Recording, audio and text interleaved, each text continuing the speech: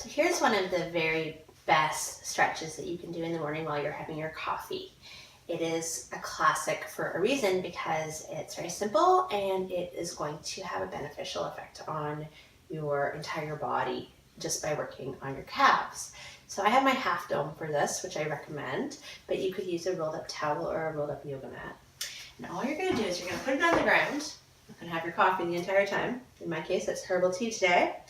And you're just going to place one foot on the top of the dome. Your other foot should have some space in front of it because you're going to want to think about walking forward a little bit here. Maybe you might just get up to there, but someday you'd like to be able to walk forward. So it's nice to practice just on one side of the dome.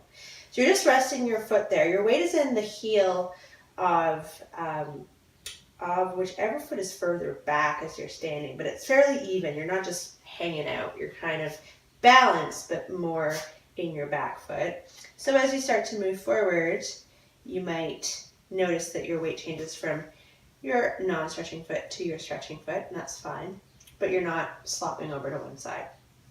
You're just hanging out here, and this isn't really well named. It's not exactly a stretch. It's more like a calf detensifier walking practice movement.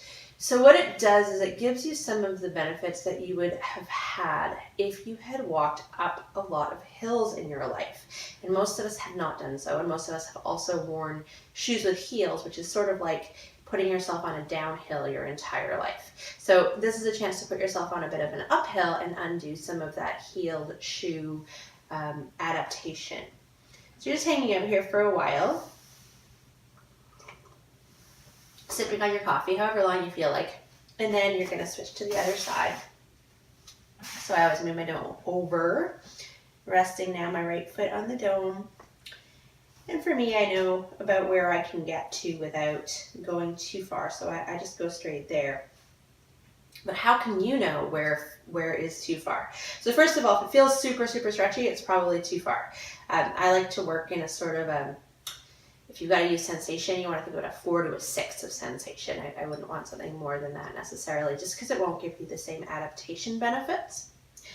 And then what I like to think about here is if you think about yourself from the side, you want to be going for as vertical a stretching leg as possible. So if you take a huge step forward, you're pulling your pelvis forward, you're coming out of vertical. It'll feel more stretchy, but it's not actually going to help you create the parts that we're looking for from this particular stretch, which is to help you be a little bit more upright when you're walking rather than throwing yourself forward all of the time.